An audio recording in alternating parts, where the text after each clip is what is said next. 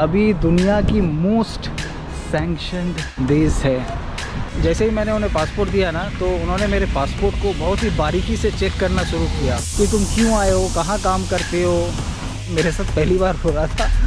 मतलब बोलते हैं ना, सुनना अलग बात है लेकिन फेस करना अलग बात होता है। उन्होंने 11:30 बजे रात को यहाँ के हॉस्टल के ओनर को कॉल किया।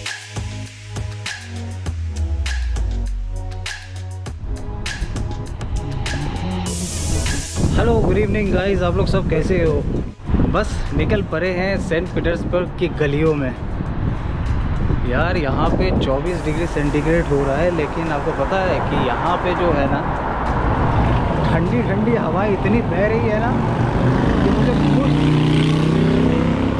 मुझे खुद ठंड लग रहा है यार। इसलिए मैंने जैकेट पहन लिया है। लेकिन यहाँ के पब्लिक को तो ठंडी नहीं लग रहा। ऐसा लग रहा है कि मानो इन लोगों के लिए समर टाइम है। सब टी शर्ट में घूम रहे हैं आराम से, कोई प्रॉब्लम नहीं है।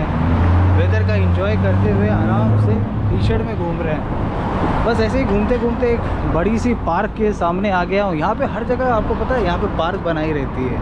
बोलते हैं ना, अगर आप किसी देश में जाते हो, मुझे ये घूमना है, वो घूमना है। सेंट पीटर्सबर्ग मतलब रशिया में मैं पहली बार आया हूँ, और मतलब यहाँ पे सब कुछ ही मतलब मेरे लिए नया है। हर चीज़ देखने के लिए मन कर रहा है यार। देखो, मतलब यहाँ की बिल्डिंग्स वगैरह इस तरह से रशियन में लिखा हुआ, विश्वास नहीं होता मैं रशिया आ गया। मैं सच बता रहा हूँ। देखो, प्लानिंग करना एक अलग बात होती है, लेकिन सचमुच चले आना ना, ये दूसरी बात होती है। और वो भी एक ऐसे देश में जो कि अभी दुनिया की मोस्ट सैंक्शनड देश है। और यहाँ पे ना दरवाज़ा का जो सिस्टम है ना, हर एक बिल्डिंग के दरवाजे में आप लोग देखोगे इस तरह से ना, स्टील की मतलब ये रहती है।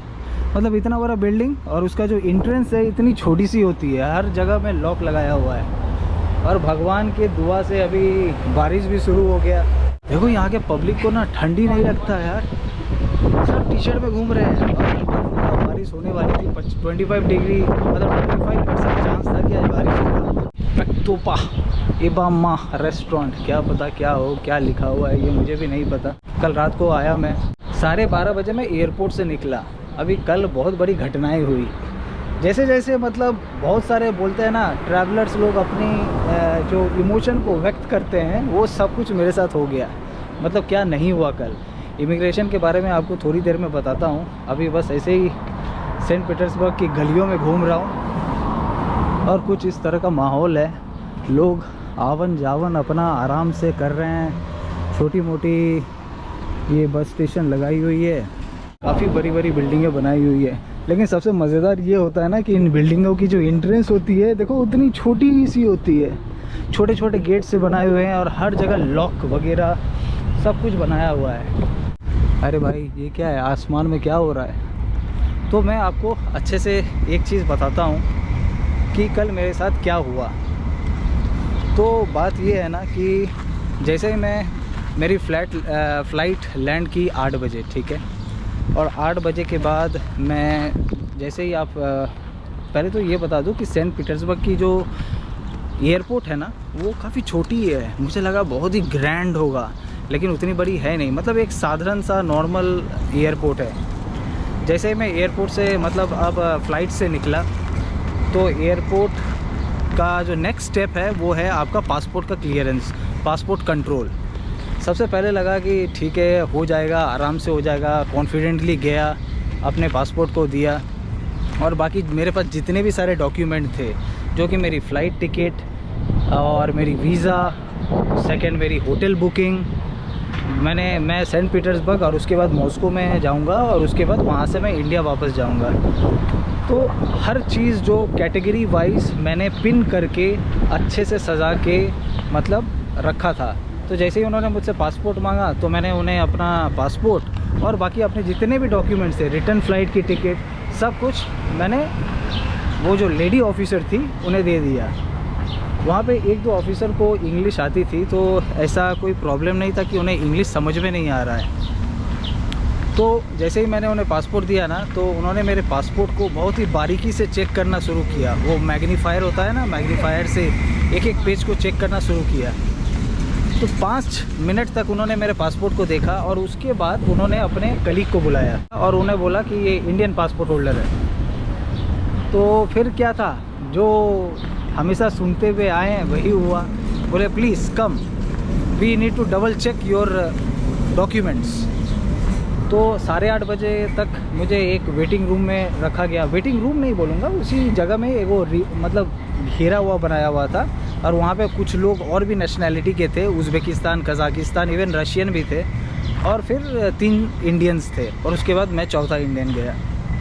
तो बैठा रहा, कुछ भी नहीं, मतलब 1 घंटा हो गया, 1.5 घंटा हो गया, 2 घंटा हो गया, कुछ भी मतलब निष्कर्ष पर नहीं पहुंच पा रहे। सबसे अच्छी बात ये थी कि मतलब देखो, कहते हैं इंडियंस को तो रखते ही हैं, मतलब जैसे इंडियन पासपोर्ट को देखते हैं तो आपको साइड में रख दिया जाता है कि बोलो चलिए साइड में जाइए, आपका डॉक्यूमेंट फिर से चेक होगा। लेकिन ऐसे भी बहुत सारी नेशनैलिटी थे, जैसे रशियंस, उज़्बेकिस, और इवन मतलब और भी सारे नेशनैलिटी थे जिनके साथ उन्हें डबल चेक किया जा रहा था उनकी डॉक्यूमेंट्स को। तो अभी 2 घंटे हो गए, अभी तक मुझे पासपोर्ट नहीं दिया जा रहा है। फिर मुझे एक ऑफ़िस में बुलाया गया, मुझे ही नहीं बुलाया गया, बाकी जितने 3-4 इंडियन्स थे उनको भी बुलाया गया। फिर मैं ऑफ़िस में गया, फिर लेडी मेरे साथ बैठ के बात की कि तुम क्यों आए हो, कहाँ काम करते हो, तुम कहाँ पे रहने वाले हो, तुम्हारा काम क्या है, तुम कहाँ घूमोगे। तो नॉर्मल एक कॉन्वर्सेशन हो रहा था, मुझे कोई डर नहीं लग रहा था, क्योंकि ये मेरे साथ पहली बार हो रहा था। मतलब बोलते हैं ना, सुनना अलग बात है लेकिन फेस करना अलग बात होता है। लेकिन मैं ठीक है, नॉर्मल सी क्वेश्चन बात कर रहे थे तो मैंने किया उनसे। उसके बाद उन्होंने पूछा, फिर उन्होंने ना मेरे जो मॉस्को की जो है हॉस्टल बुकिंग उन्होंने डबल क्रॉस की। उन्होंने 11:30 बजे रात को यहाँ के हॉस्टल के ओनर को कॉल किया कि ये बंदा आपके पास रहने वाला है, क्या आपके पास इसके नाम का बुकिंग है, कितने तारीख तक है। तो उन्होंने वो कंफर्म किया। फिर ये कंफर्म करने के बाद उन्होंने मुझसे पूछा कि तुम सेंट पीटर्सबर्ग से मॉस्को कैसे जाओगे। तो मैं कुछ थोड़ा सा रिसर्च करके आया था। मैंने बोला कि मैं अपने देश से तो ये बुकिंग नहीं करा सकता हूँ, मुझे रशिया में आके ही कराना था, और मैं ट्रेन से जाऊँगा। एक ट्रेन होती है, सोच रहा हूँ कि सैप्सन ट्रेन, जो कि फास्टेस्ट ट्रेन होती है यहाँ की, रशिया की, मैं उसे ट्राई करूँगा। मैं सेंट पीटर्सबर्ग से मॉस्को सैप्सन ट्रेन में जाऊँगा, जो कि रशिया की सबसे फास्टेस्ट ट्रेन है, 250 किलोमीटर पर आवर में चलती है। फिर मॉस्को के होटल की बुकिंग दिखाओ, तो वो भी मेरे पेपर डॉक्यूमेंट पहले से ही था रेडी। और ये सब जो 2 घंटे के बाद वाला जो ये कार्यक्रम हो रहा है ना, तब उन्होंने मेरा वीज़ा चेक किया। मुझे सबसे ज़्यादा ताज्जुब वो लगा, मतलब जो 2 घंटे पहले मैंने पासपोर्ट के काउंटर में अपना पासपोर्ट दिया था, उन्होंने बस मेरे पासपोर्ट को ही देखा और मुझे वेटिंग रूम में भेज दिया। उन्होंने तब मेरी ना वीज़ा देखी, ना मेरी रिटर्न फ़्लाइट देखी, ना होटल बुकिंग देखी, बस पासपोर्ट को देखा और थोड़ी देर के बाद मुझे वेटिंग हॉल में, मतलब वो वेटिंग वाले एरिया में लेके चला गया। और 2 घंटे के बाद वो मेरे वीज़ा को चेक कर रहे हैं। उसके बाद काफ़ी समय तक मतलब वो सोचते रहे, देखते रहे हर एक डॉक्यूमेंट्स को। मतलब मुझे भी अजीब सा लग रहा था, मुझे अब गुस्सा आ रहा था। मैं बोला देखो, एंट्री देना है तो दो, नहीं तो मैं जा रहा हूँ, घर जा रहा हूँ।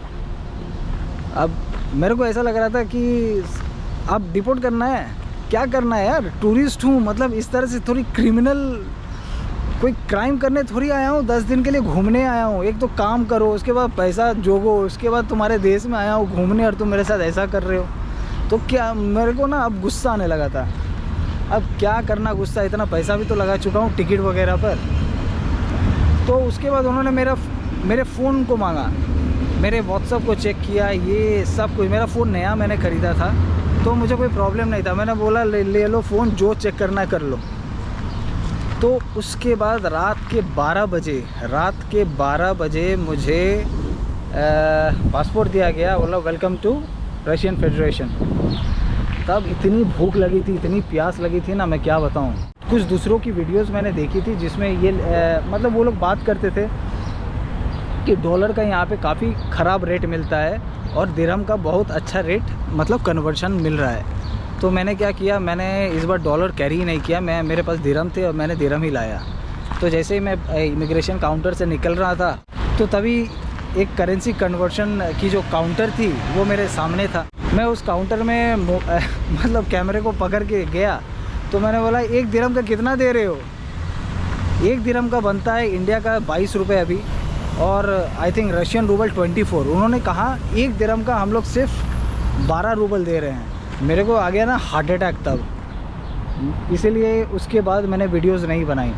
तो मैंने ज़्यादा चेंज नहीं करवाया। हो सकता है कि सिटी में आके मुझे और भी अच्छा पैसा का कन्वर्शन मिले, तो वो अभी तक तो मैंने करवाई नहीं है। 1-2 बैंक है पास में, वहाँ पे जाऊँगा और उनसे पूछूँगा कि कितना दिरहम के आप कितना दोगे। आशा करता हूँ कि सिटी में मुझे अच्छा वैल्यू मिलेगा एयरपोर्ट से। तो एक चीज़ तो है कि मैं आपको बता सकता हूँ कि $1 का जो वैल्यू दे रहे हैं एयरपोर्ट में, काफ़ी अच्छा दे रहा है यार। $1 का वो लोग 80 रूबल दे रहे हैं, जबकि 1 दिरहम का वो लोग बस 12 रूबल दे रहे हैं। लेकिन ये लोग डॉलर को मतलब एक्सेप्ट कर रहे हैं और उस लेवल में कर रहे हैं कि आपको अच्छा कन्वर्शन रेट भी देंगे। तो ये चीज़ कुछ घटनाएं हैं जो मैं आपसे शायद साथ शेयर करना चाहता था। बाकी उसके बाद मैंने पासपोर्ट लिया, थोड़े से करेंसी एक्सचेंज करवाएं। यांडेक्स जो कि यहाँ की नॉर्मल एक ऐप होती है जिससे कि आप टैक्सी वगैरह बुक करा सकती हो। यांडेक्स मैप होती है, यहाँ पे गूगल मैप अच्छे से काम नहीं करती है। लोग नॉर्मली प्रेफर करते हैं यांडेक्स मैप। और यांडेक्स टैक्सी नाम की एक ऐप होती है जो कि मैंने पहले से ही मोबाइल में पहले से इंस्टॉल कर लिया था। तो मैंने अपना नंबर लिया, एक रशियन नंबर। 15-20 दिन के लिए मुझे अनलिमिटेड डाटा के साथ मुझे 600-700 रूबल पड़ा। मैंने वहाँ से सिम कार्ड ले ली और फिर यांडेक्स में रजिस्टर करने के बाद अपने रशियन नंबर से वहाँ पे मैं चला गया, टैक्सी को बुक करा लिया। और टैक्सी को बुक कराने के बाद मैं यहाँ पे आ गया अपने हॉस्टल में, शोभा हॉस्टल, जो कि काफ़ी दूर थी। मुझे पड़ गए एटलीस्ट आप ये मान लो कि मुझे पड़ गए 950 रूबल एयरपोर्ट से यहाँ तक आने के लिए। तो काफ़ी महंगा पड़ा एक्चुअली, लेकिन एयरपोर्ट से अगर मैं इंडिया में भी टैक्सी लेता हूँ तो काफ़ी महंगा ही पड़ता है। तो कुछ ऐसी सिनेरियो हुई है मेरे साथ, हो सकता है आपको मदद मिल जाए। और स्पेशली रशियन इमिग्रेशन में जब भी आप आओ तो ये चीज़ हमेशा प्लीज़, ये इसमें आप बिल्कुल भी वो मत करना, अपने डॉक्यूमेंटेशन को अच्छे से रखना। अब मैं जब डॉक्यूमेंटेशन बोल रहा हूँ तो आपको किस चीज़ पर ध्यान देना है मैं वो बता देता हूँ, क्योंकि जिस तरह से वो मेरा चेकिंग किया ना एक डॉक्यूमेंट, मैं पहली बार रशिया फेडरेशन में आ रहा हूँ और जिस तरह से उन्होंने मेरा चेकिंग किया, मैं अच्छे से आपको बता देता हूँ कि एक डेट, एक होटल बुकिंग अच्छे से वो लोग बैठ के चेक करते हैं। उनके चेहरे को देख के मुझे ऐसा लगा कि उनको भी एक हेडेक सा लगता है कि मतलब इस तरह से उनको चेक करना पड़ रहा है। दूसरे के पासपोर्ट्स को वो उन्होंने चेक किया, जैसे कोई कोरिया से आया था, कोई यूके से आया था, लेकिन उन्हें बहुत ही जल्दी मतलब आराम से रिलीफ दे दिए। इवन रशिया के जो लोग थे या उज़्बेकिस्तान, किर्गिस्तान के लोग, उनके भी पासपोर्ट को वो लोग मतलब स्कैन कर रहे थे, डबल चेक कर रहे थे, लेकिन उनको बहुत जल्दी हैंडओवर मिल जा रहा था। लेकिन सबसे ज़्यादा जो समय लगाना वो है कि इंडियन पासपोर्ट होल्डर को, जैसे मुझे तो 2.5 घंटे यार, 2.5 नहीं 3 घंटे लग गए मेरे। तो आप सोच सकते हो मेरे ऊपर क्या बीता है, और वो भी पहली बार, और वो भी ऐसा पहला एक्सपीरियंस। तो कुछ सिनेरियो ऐसा है। अभी डॉक्यूमेंट के बारे में बात कर रहा था, तो आप सबसे पहले तो अपनी फ़्लाइट टिकट को प्रिंट आउट करा लेना, वीज़ा को प्रिंट आउट करा लेना, होटल बुकिंग यहाँ से यहाँ तक। जैसे आप सेंट पीटर्सबर्ग में, अपने बारे में बताता हूँ, मैं 4 दिन सेंट पीटर्सबर्ग में हूँ, तो मेरी होटल बुकिंग 4 दिन की थी। उसके बाद मैं सेंट पीटर्सबर्ग से मॉस्को की तरफ जाऊँगा, तो उसकी बुकिंग मैंने करवा के रखी थी। उसके बाद मैं रिटर्न फ़्लाइट टिकट की प्रिंट आउट भी उसी में क्लिप करके उन्हें सब कुछ दे दिया था। तो और क्या चेक करोगे तुम? अब बचा मोबाइल पर थोड़ा सा ध्यान देना कि मतलब अगर आप रशिया में आ रहे हो तो कुछ ऐसे ब्राउजिंग या वेब ब्राउजिंग मत करना जो कि एंटी रशिया टाइप हो, या वेपन के बारे में, और ये सब चीज़ पर खासा ध्यान रखना। बाकी कुछ नहीं है, कॉन्फिडेंटली बैठे रहो, वो लोग थक जाएंगे, पासपोर्ट दे देंगे लास्ट तक, बोलेंगे वेलकम टू रशिया। मुझे सच बताऊँ तो अभी खुद ही नहीं पता मैं किधर जा रहा हूँ और कहाँ जा रहा हूँ। बस मज़ा आ रहा है घूमने में। मतलब एक ऐसे शहर में आया हूँ जहाँ पे मैं कभी आया नहीं हूँ, सब कुछ नए हैं, घोड़े लोग हैं, तो एक अजीब सा और अलग सा अनुभव है। तो मुझे फ़र्क नहीं पड़ता मुझे ये देखना है, मुझे वो देखना है, मैं बस ऐसे ही घूम रहा हूँ। मुझे तो गाड़ी के ब्रांड को देख के भी मज़ा आ रहा है। यहाँ पे देखो, यहाँ पे ये कौन सी गाड़ी है यार, अजीब अजीब के ब्रांड है यहाँ पे, लेकिन काफ़ी सुंदर सा शहर है यार। देखो मतलब आर्कियोलॉजिकल के हिसाब से ना सेंट पीटर्सबर्ग को मानना पड़ेगा। देखो कितनी सुंदर सी है ना सिटी, ये देखो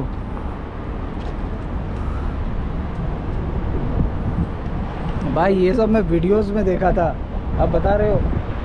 अब आप ये सोचो कि मैं अब ये अपने आंखों के सामने देख रहा हूँ, जैसे आप मेरी वीडियोस को देख रहे हो सकता है कि कुछ साल बाद, कुछ महीने के बाद आप भी यहाँ पे खड़े रहो, तो वो जो फीलिंग होती है ना, वो एक अलग सी फीलिंग होती है भाई, इमोशनल फील होता है यार।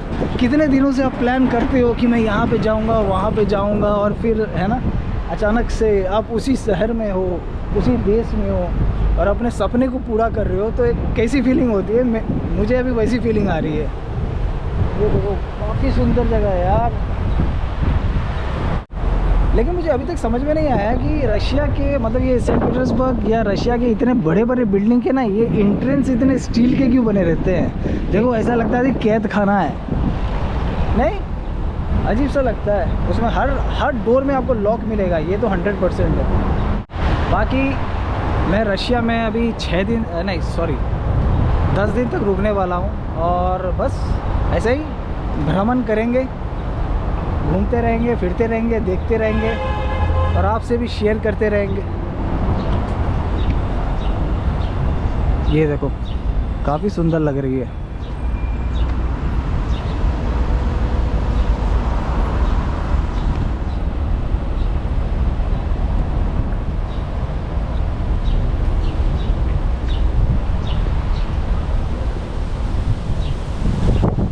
हाय हाय, और वेदर भी बड़ा मस्त हो रखा है, ठंडी ठंडी हवाएं बह रही है।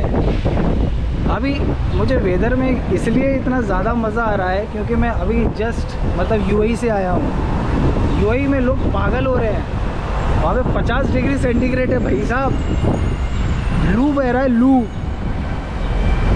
और अचानक से मैं एक ऐसे देश में आ गया हूँ जहाँ पे मतलब ठंडी ठंडी हवाएं बह रही है, वेदर इतना शानदार है, मज़ा तो आएगा ही ना।